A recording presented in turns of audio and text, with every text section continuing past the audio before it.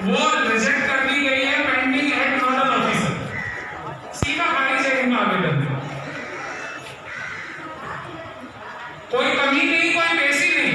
जब नियम ये कहता है कि जो सिलिकोसिस सर्टिफिकेट धारी है, जिसको सिलिकोसिस पीड़ित हो गया है, उसको सहायता मिलेगी, लेकिन उसकी सहायता देने की जगह आज ये बहन अपने पति को लेके दौड़ रही है, उसको सहायता करने की जगह रिजेक्ट एट नोडल ऑफिसर। ये रिजेक्शन का पावर ही नहीं है, रिजेक्शन का अधिकार ही नहीं है, इनको सहायता देनी है। और ये एक नहीं है, मैं सबको बुलाऊंगा, सैकड़ों है। कितने लोग ऐसे हैं जिनको श्रम कल्याण की डायरी की वजह से पैसा नहीं मिला है, आवेदन खारिज हो गए, जिनके आवेदन खारिज हो गए, पैसा नहीं मिला है, ये सारे हैं। ये पेंडिंग एंड रिजेक्ट ऑफिसर है। तो यहाँ क्या हो रहा है सर कि जो भी इस तरह की एप्लीकेशन है, जो भी building and other construction worker है और बीओसीडब्ल्यू में रजिस्टर्ड नहीं है, उनके आवेदन सीधे खारिज किए जा रहे हैं। उनको कहा जा रहा है कि आप डायरी बनवाओ, और हर आदमी अब डायरी बनवाने के पीछे भाग रहा है।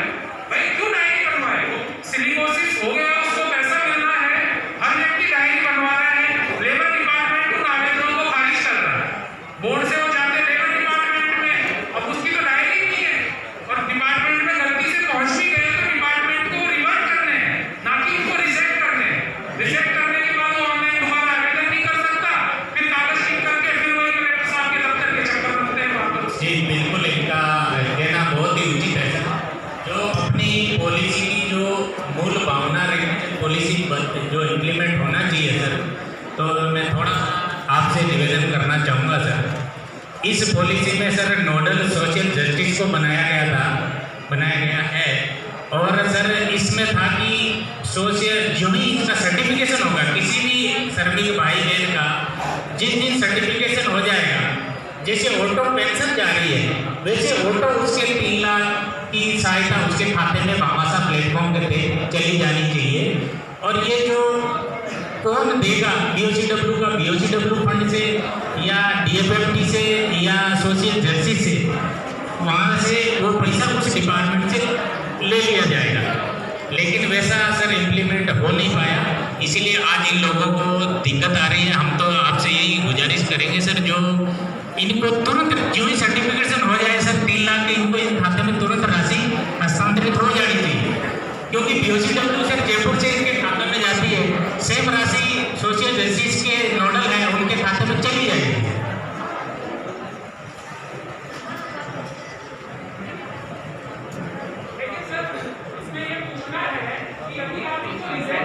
सर हमारे जो लेबर के एंड में सर रिजेक्शन का कोई हमें पावर नहीं है। ये जो भी रिजेक्शन हुआ है, ये नोडल जो अधिकारी है अतिरिक्त जिला कलेक्टर वहाँ से किए गए हैं। सर इसका मैं रीजन बता दूँ, ये रिजेक्ट इसीलिए किए गए कि सर बीओसीडब्ल्यू में पंजीकृत नहीं थे, खान श्रमिक है नहीं। सर जो वर्तमान में सहायता मिली है 2 डिपार्टमेंट से मिल रही है सर, खान से अगर खान श्रमिक है तो, और निर्माण श्रमिक बीओसीडब्ल्यू श्रमिक है तो वहाँ से, अब तीसरी जगह से कहीं से इनको असिस्टेंस नहीं मिल पा रहा सर। इसीलिए सर मैं 1 मिनट निवेदन करना चाहूँगा। वो आपने जो बात कही वो इसीलिए ये पॉलिसी बनी कि आप पूछो ही मत, जैसे ये सर्टिफिकेट बिल्कुल सर, सही है, वो हो नहीं रहा है ना। ये आज तो पॉलिसी बनी, पॉलिसी किस तारीख को बनी? पॉलिसी 19 में बनी थी सर, सितंबर 19। अब कहाँ आ गए हम? 1.5 साल आगे आ गए। बिल्कुल सर, इसीलिए तो 1.5 साल बाद प्रशासन बैठा है ना यहाँ, ये तो नहीं जानते लेबर डिपार्टमेंट कौन है, पॉलिसी इसीलिए बनी। अब आप कह रहे हैं कि लेबर डिपार्टमेंट कहेगा कि ये बीओसीडब्ल्यू का है या नहीं है पंजीकृत। 1 मिनट, खान डिपार्टमेंट क्या कहेगा? आज की तारीख में आपने ये व्यवस्था तो की नहीं, ये तो स्पष्ट दिख रहा है। हम मुख्यमंत्री महोदय को भी कहेंगे जी बिल्कुल सर, हम भी यही आपसे मतलब ही नहीं है। बिल्कुल सर, मैंने इसीलिए निवेदन किया था सर, श्रमिक को हमें उसको पूछने का कोई हक नहीं है कि तुम बीओसीडब्ल्यू हो, खान श्रमिक हो कि कौन से श्रमिक। तो फिर अगर सिलिकोसिस हो गया तो उसको तुरंत रिलीफ पहुंचना चाहिए। रिजेक्ट होने का एक ही आधार हो सकता है कि सिलिकोसिस नहीं है।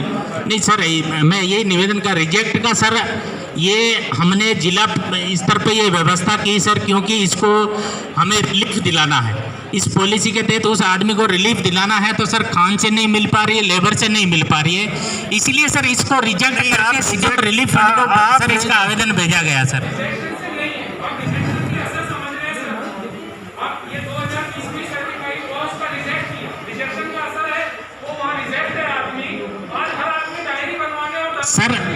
सर वो सहायता के लिए रिजेक्ट नहीं है, उसकी सहायता देने हैं तो हमने ऐसा प्रावधान किया गया है।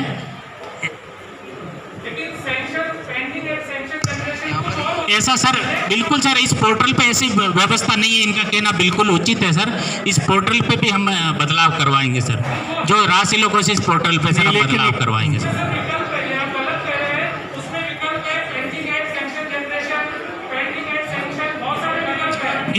यानी सर नहीं बिल्कुल सर, मैं निवेदन करना चाहूँगा इसमें sir pending at sanction pending, क्योंकि जो फंड आ रहा है जो सीएम रिलीफ का सर, वो इस राशि लोकोसिस पोर्टल पे नहीं जा पा रहा है, इसलिए ये व्यवस्था की गई है। अगर इसमें कोई हो सके हम जरूर बदलाव करवाएंगे सर। नहीं, आप एक बात बताइएगा, आप कह रहे हैं आप रिजेक्शन कर रहे हैं ताकि उनको मिल सके जी, तो अब अपने आप इनके घर आ जाएगा। बिल्कुल सर, पटवारी के मार्ग में हमने 106 रिजेक्शन डालने के बाद ये बैठ जाए, सो जाए घर में और अपने आप इनके पास बिल्कुल बिल्कुल सर, कैसे आएगा? क्या क्या आप रूट हमें दिखाइएगा जिससे इनको आएगा? एसडीएम साहब ने, मैं उदाहरण आपको देता हूँ, आपने रिजेक्ट किया, वो सब यही बैठे हैं ना। एक मिनट, हाँ सर जिसका हम रिजेक्ट किया है उसके दस्तावेज संबंधित ग्राम पंचायत और पटवारी से हम लेके सीएम रिलीफ फंड में उसका आवेदन करवा रहे हैं सर, सुओ मोटो। जी सर, और सर हम आवेदन करवा के वहाँ से जो सैंक्शन ग्रांट आती है सर। नहीं,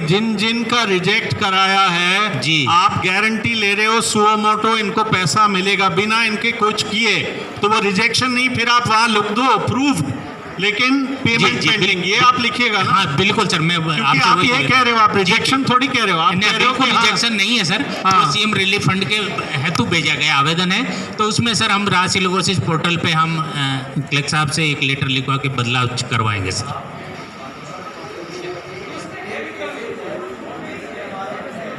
जी जब बिल्कुल सर, अगर उसमें ऑनलाइन ऐसा है तो हम वैसा करवा देंगे सर, बिल्कुल इसकी समीक्षा करके सर जरूर करवाएंगे सर। आपने ऐसे कितने रिजेक्ट केसेस लिखे हैं? सर 800 जो वर्तमान की स्थिति है सर 865 है सर, उसमें से सर 364 हमारे लंबित है सीएमओ में, ठीक है। और नहीं, आपने 865 केसेस पर ऑनलाइन रिजेक्ट लिखा है?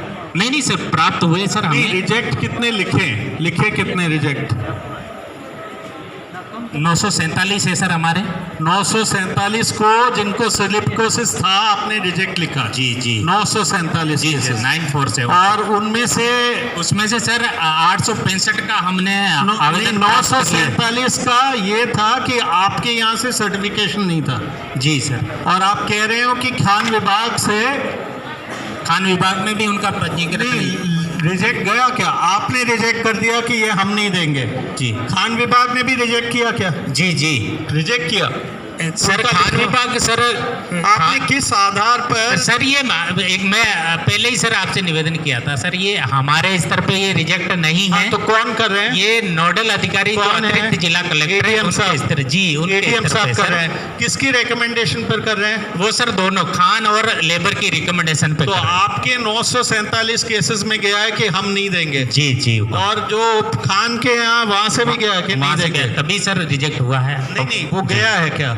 तो सर उसकी इसके कॉपीज हम लेना चाहेंगे और जी ये सर, देखना, उसका क्योंकि खान का कोई रिजेक्शन देने का कोई आधार नहीं है। जी हुकम, तो उसके हमें बारे में मैं बताया कुछ गया है नहीं कि कह पाऊंगा कोई कहे सर। कि किसी दिन मैंने खान में काम किया या नहीं किया, वो माना जाएगा खान का, क्योंकि कहीं तो इसको सिलिकोसिस हुआ है ना। नहीं बिल्कुल सर, हमने भी सर खूब निवेदन किया सर कि सर एटलीस्ट इसको डीएफएमटी से मिले ताकि हमारे लोगों को तुरंत निवेदन रिलीफ। करने बात अलग है, आप रिजेक्शन नोडल अधिकारी कर रहे हैं। जी सर, अब आपका रिकमेंडेशन, मुझे तो लगता है यदि खान विभाग है क्या यहाँ? नहीं आया सर एक्चुअली, तो मुझे तो लगता है कि आपके ही रिकमेंडेशन पर ये रिजेक्शन लिख रहे हैं, क्योंकि ये खान विभाग का रिजेक्शन स्लिप कोई ऐसा हो, चिट्ठी कोई ऐसा हो, ये मेरे जानकारी में राजस्थान में कहीं नहीं।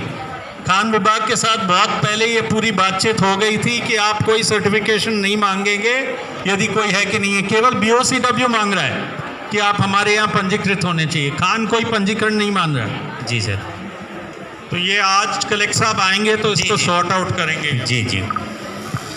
लेकिन सर पत्रकार मजदूर शिक्षा संघ ये जानना चाहता है कि सिलिकोसिस पीड़ित के लिए सहायता है कितनी, टोटल सहायता कितनी है, ये जानना चाहेगा एक बार। सिलिकोसिस पीड़ित के लिए टोटल 5 लाख की सहायता है, जिसमें 3 लाख उसके इलाज के लिए वर्तमान में और 2 लाख उसकी मृत्यु होने पर उसके आश्रित को दिए जाएंगे। तो सर मैं ये जानना चाहता हूँ कि एक्शन और रिएक्शन के बीच में अगर मृत्यु हो जाती है, ठीक है, तो वो 5 लाख अगर सिलिकोसिस पीड़ित और पीड़ित परिवार के मिला के है, तो फिर ये आपके एक्शन और रिएक्शन के बीच में उसकी मृत्यु हो रही है, तो वो 5 लाख क्यों कट रहे हैं, 3 लाख क्यों जा रहे हैं? बात तो यहीं पर आके अटक जा रही है कि एक्शन और रिएक्शन के बीच में उस व्यक्ति के लिए अगर सिलिकोसिस पीड़ित और पीड़ित परिवार के लिए अगर 5 लाख का मुआवजा है, तो 5 लाख का मुआवजा उसको मरने के बाद भी मिलना चाहिए, टोटल मिला के मिलना चाहिए। बिल्कुल सर, हम अगर इन बिटवीन अगर सिलिकोसिस पीड़ित है, पंजीकृत है और सहायता देने के बिटवीन इनका कहना कि मौत हो गई, उसकी पत्नी के खाते में हम 5 लाख रुपए हस्तांतरित करते हैं और दे रहे हैं सर। तो लक्ष्मण जी को 5 लाख मिलेगा। ऐसा कोई भी केस है हमारे संज्ञान में लाएं, हम दे रहे हैं, ऐसा कोई हमारे पे कोई नहीं। लेकिन आप ये समझने की उसमें कोशिश सर मैं एक निवेदन करना चाहूँगा सर, हमारा जो 18/4 का एक सर्कुलर जारी किया है BOCW बोर्ड ने, जो 18/4 पहले अगर ऐसा कोई केस है 19, तो सर